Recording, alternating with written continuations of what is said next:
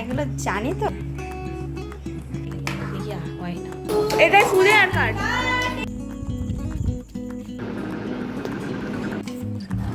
নমস্কার বন্ধুরা, তোমরা সবাই কেমন আছো? আমি ভালো আছি। চলে এলাম আরেকটি ভিডিও নিয়ে। তো মেয়ের জন্মদিন উপলক্ষে তার ঠাম্মি তার জন্য পায়েস করতে দাঁড়িয়ে গেছে। আর এই দিনটাতে না আমি পায়েসটা করি না, আমার মামুনিই করে, কারণ মামুনি নিজে হাতে পায়েস করে খাওয়াতে ভীষণ ভালোবাসে। আর সত্যি বলতে মামুনির হাতের পায়েস জাস্ট অসাধারণ, মানে দারুণ করে পায়েসটা। মানে যারা খায়নি তারা এই জিনিসটা বুঝতে পারবে না, এত সুন্দর উনি পায়েসটাকে করে। তাই জন্য নিজে হাতে তার নাতনির জন্য পায়েস করতে দাঁড়িয়ে গেছে। আর এদিকে যেহেতু আমার বাবা এসেছে, মানে মেয়ের দাদাই, সে দাদুকে দাদাই বলে, তো দাদাইয়ের সাথে একটুখানি সাইকেল নিয়ে বিকেলবেলা ঘুরতে বেরিয়ে গেছে। আর আমার যা হয়, মেয়ের জন্য তো চিন্তায় মাথা খারাপ হয়ে যায়, তাই ঘুম থেকে উঠে একটু তাড়াহুড়ো করে বাইরে বেরিয়ে দেখলাম যে ঠিকঠাক জামা কাপড় পরে বেরিয়েছে কিনা, কারণ সে তো পাগলা ভোলা টাইপের একজন না। তো এদিকে দেখছি তার মধ্যে আমার মামুনির পায়েস বলতে গেলে অলরেডি কমপ্লিট হয়ে গেছে।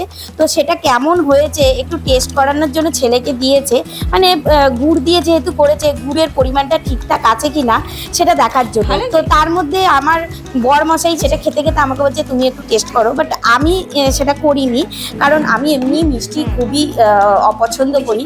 এটা সত্যি বলতে অনেকে শুনলে হাসবে, কারণ আমি মিষ্টিটা একদমই পছন্দ করি না, খুবই কম খাই। আর সন্ধ্যেবেলায় তারপরে মেয়ের জন্মদিনের জন্য যে কেকটা আনা হয়েছিল সেটাকে নিয়ে বসে গেছি, কারণ জন্মদিনে কেকটা তো কাটতে হবে। তো কেকটা আনা হয়েছিল ম্যাঙ্গো ফ্লেভারের, ভীষণই সুন্দর ছিল কেকটা।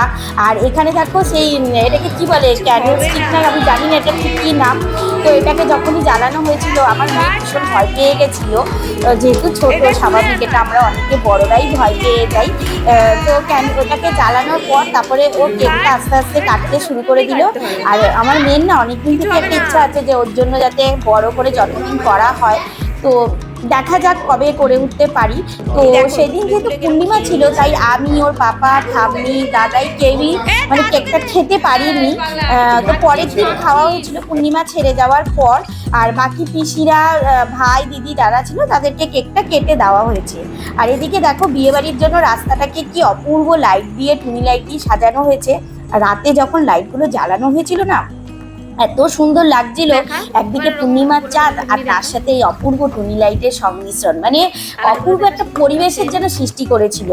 আর মেয়ের জন্মদিনের পরের দিন যেহেতু দোল ছিল, তাই জন্য মেয়ের জন্য যা যা রং, মানে যা যা লাগে সেগুলো সবই কিনে আনা হয়েছিল। তাই জন্য একে একে এগুলো ধরে ধরে দেখাচ্ছিল। তো খুব বেশি রং আনিনি, কারণ ওদের তো ছোট, ওরা বেশি লাগে না, তাই অল্প অল্প করে রঙই নিয়ে এসেছি। আর এনেছিলাম এই গোলাপি রঙের এই চুলগুলো, মানে দেখে ওর ভীষণই ভালো লেগেছিল।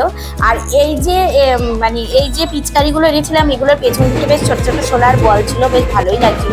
তারপর দেখলাম নতুন বউ চলে এসছে, আর নতুন বউ দেখতে অনেকেই গেছে, আমিও ছিলাম, বাট আমি সামনের দিকে যাইনি, পেছন দিক থেকেই ছিলাম, কারণ হচ্ছে এই যে দুই বিচ্ছুকে সামলানোর জন্য। আর নতুন বউ তো সবাই দেখছে, কিন্তু এরা কি আর নতুন বউ দেখতে গেছে, এরা নিজেদের খেলায় দেখো রাস্তায় মেতে উঠেছে, কে কার থেকে ভালো করতে পারে, মানে কি যে করছে মাথা মুন্ডু নাই। আর যেহেতু পরের দিন ছিল হোলি, তো সকাল সকাল দুই ভাই বোনে রং আর পিচকারি নিয়ে রং খেলতে শুরু করে দিয়েছে। ভিডিওটা আজকের মতো এখানেই শেষ করছি। তোমাদের কেমন লাগলো আমাকে কমেন্ট করে জানিও। দেখা হচ্ছে তোমাদের সাথে নেক্সট ভিডিওতে। আজকের মতো টাটা।